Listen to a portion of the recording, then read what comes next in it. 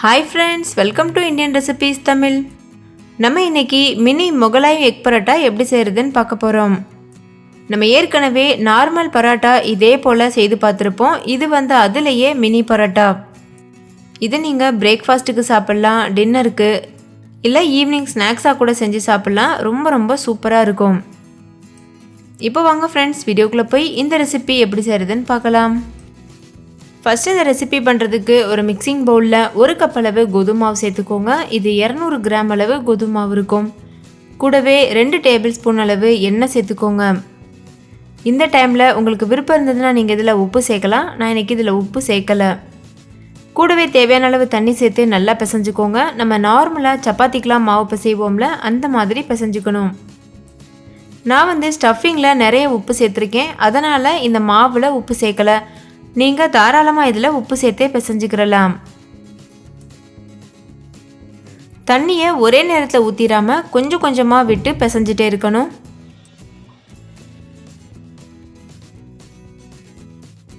மாவு எந்த அளவுக்கு சாஃப்டாக பிசைகிறீங்களோ அந்த அளவுக்கு நம்மளோட பரோட்டா ரொம்ப சாஃப்டாக சுவையாக இருக்கும்.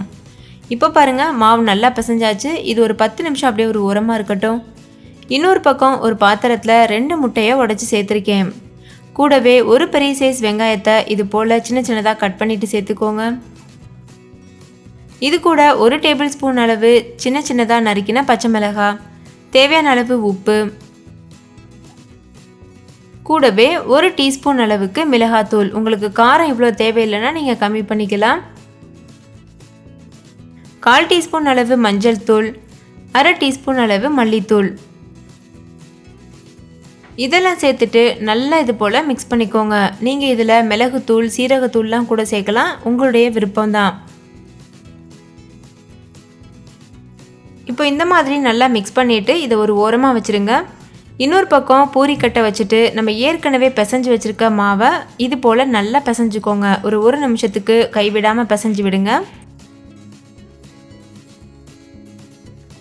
10 நிமிஷம் நம்ம மாவை ஊற வச்சுருந்ததுனால அது நல்லா செட் ஆகிருக்கு. இப்போ இதில் சின்ன உருண்டைகளாக உருட்டிட்டு தனியாக வச்சுருங்க. ரொம்ப பெரிய சைஸ் உருண்டையாக உருட்டக்கூடாது. நம்ம பூரிக்கெல்லாம் உருட்டுவோம்ல, அந்த அளவுக்கு உருண்டையோட அளவு இருந்தால் ஓகே. இப்போ இதை நல்லா ரவுண்ட் ஷேப்புக்கு உருட்டிட்டு நார்மலாக நம்ம சப்பாத்தி தேய்க்கிற மாதிரி தேய்க்கலாம். இதில் உங்களுக்கு விருப்பமாக இருந்தால் நீங்கள் கோதுமை மாவு போட்டு கூட தேய்க்கலாம். நான் எண்ணெய் தடவிட்டு தேய்க்கிறேன். நல்லா இதை ஒல்லியாக திரட்டி எடுத்துக்கோங்க. இதுக்கு ஷேப் முக்கியம் இல்லை. நம்ம சப்பாத்திக்கு ரவுண்ட் ஷேப்பில் தேய்ப்போம்ல, அந்த மாதிரி ஷேப் முக்கியம் இல்லை. ஏன்னா 4 பக்கமும் நம்ம மடித்து விட போகிறோம்.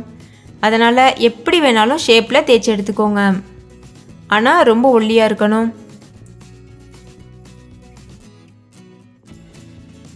இப்போ பாருங்கள், நல்லா இதை தேய்ச்சி எடுத்தாச்சு. இப்போ இதில் நம்ம ஏற்கனவே மிக்ஸ் பண்ணி வச்சுருக்கோம்ல முட்டை, அதிலிருந்து ஒரு 3 டீஸ்பூன் அளவு மட்டும் சேர்த்துக்கோங்க. நம்ம இன்றைக்கி மினி பரோட்டா செய்கிறதுனால கொஞ்சமாக தான் இந்த முட்டை சேர்க்கணும். 2 முட்டைக்கே நம்மளுக்கு 6 பரோட்டா அளவுக்கு வரும். இப்போ நான் மடிக்கிற மாதிரி இது போல் நல்லா மடிச்சுக்கோங்க.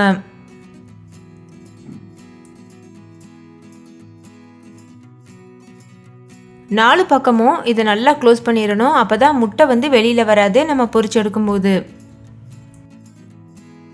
லேசாக அந்த முனையெல்லாம் இது போல் அமுத்தி விட்டு அதுக்கப்புறமா மடிச்சுக்கோங்க. இப்போ இது ரெடி ஆயிடுச்சு. இது பொரிச்சு எடுத்துடலாம். இதே போல் மீதி இருக்க எல்லா மாவுலையும் பரோட்டா செஞ்சு வச்சுட்டு அதுக்கப்புறமா பொரிச்சு எடுத்துக்கிறலாம். முட்டை வெளியில் பிரிஞ்சு வந்துருமோன்னு நீங்கள் பயப்படவே தேவையில்லை, கண்டிப்பாக பிரிஞ்சு வராது. இப்போ ஒரு கடாய் சூடுபடுத்திட்டு அதில் 1/4 கப் அளவு எண்ணெய் சேர்த்துருக்கேன். எண்ணெய் நல்லா சூடானதுக்கப்புறமா நம்ம செஞ்சு வச்சுருக்க பரோட்டாவை பெரட்டி இந்த மாதிரி போட்டுருங்க.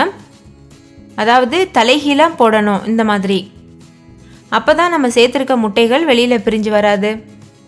நீங்கள் இதை நிறைய எண்ணெய் சேர்த்துட்டு நார்மலாக நம்ம போண்டாலாம் பொரிச்செடுப்போம்ல, அந்த மாதிரி கூட பொரிச்செடுக்கலாம். பொதுவாக இந்த ரெசிப்பியை அது போல தான் பொரிச்செடுப்பாங்க. ஆனால் நான் இன்னைக்கு குறைவான எண்ணெயில் பொரிச்சு காமிச்சிருக்கேன்.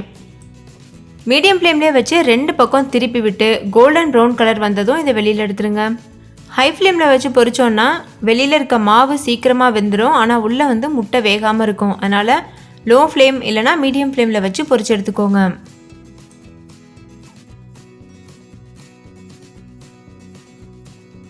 இப்போ நம்மளோட முட்டை பரோட்டா முழுமையாக வெந்து வந்துடுச்சு. இதை இப்போ நம்ம வெளியில் எடுத்துடலாம்.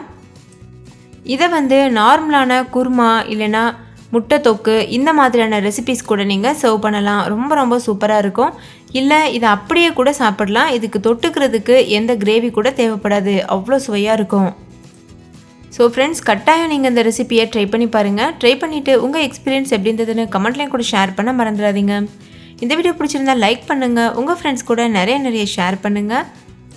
இந்த ரெசிபியை ட்ரை பண்ணிவிட்டு அதோட ஃபோட்டோவை என்னோடய இன்ஸ்டாகிராம் பேஜில் ஷேர் பண்ண மறந்துடாதீங்க. அதோட லிங்க் இந்த வீடியோக்கு கீழே இருக்க டிஸ்கிரிப்ஷன் பாக்ஸில் இருக்குது. நம்ம சேனல் இந்தியன் ரெசிபிஸ் தமிழை சப்ஸ்கிரைப் செய்யாத நண்பர்கள் சப்ஸ்கிரைப் செய்துக்கோங்க. பக்கத்தில் இருக்க பெல் சிம்பலையும் கிளிக் பண்ணிக்கோங்க. தேங்க்யூ. பாய்.